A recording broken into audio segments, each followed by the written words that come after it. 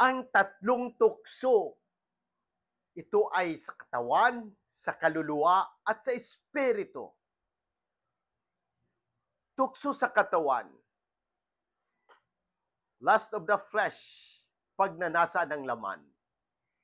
Ito'y tumutukoy sa makamundong pagnanasa tulad ng labis na pagkain, kahalayan, katamaran, at iba pa. Nakasulat sa unang John chapter 2 verse 16. For all that is in the world, the lust of the flesh, the lust of the eyes, and the pride of life is not from the Father, but it is from the world. Tukso kay Jesus na gawing tinapay ang bato, nakasulat sa Matthew chapter 4 verse 3. Ukol sa kagutuman o pisikal na pangangailangan.